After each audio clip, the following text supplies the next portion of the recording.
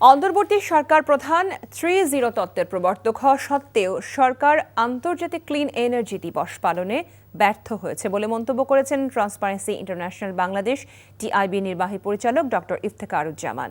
আন্তর্জাতিক clean energy দিবস উপলক্ষে আয়োজিত টেকসই উন্নয়নে নবায়নযোগ্য জ্বালানি ও সুশাসন শীর্ষক অনুষ্ঠানে কথা বলেন তিনি। ডক্টর ইফতেখারুজ্জামান বলেন, শূন্য নিট কার্বন নিঃসরণ ও নবায়নযোগ্য জ্বালানি নিয়ে কাজ করার সুযোগ কেন সরকার হারালো সে বিষয়ে দেশবাসীর কাছে জবাব দিতে হবে। বলেন, অন্তর্বর্তীকালীন সরকারের প্রায় সব সিদ্ধান্তই ছিল চাপিয়ে দেয়া। জ্বালানি মহাপরিকল্পনার খসড়া অধ্যাদেশও অংশীজনদের না জানিয়ে চাপিয়ে দেয়া হয়েছে। খসড়া অধ্যাদেশ পুনর্বিবেচনা করার পরামর্শ টিআইবির। আজকে দিবসটা আন্তর্জাতিক পরিচ্ছন্ন জ্বালানি দিবস।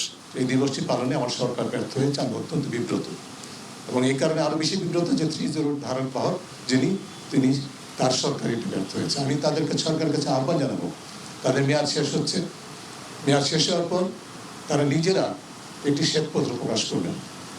এই শ্বেতপত্র এই 3-0-কে কেন্দ্র করে আন্তর্জাতিকভাবে যে প্রচারণা করে থাকেন, জাতীয়ভাবে সে প্রচারণার পাশাপাশি কতটুকু দায়িত্ব পালন করেছেন, এই তিনটি বিষয়কে কেন্দ্র করে এই বিষয়ে আমরা মনে করি দেশবাসী জানতে চাইবে।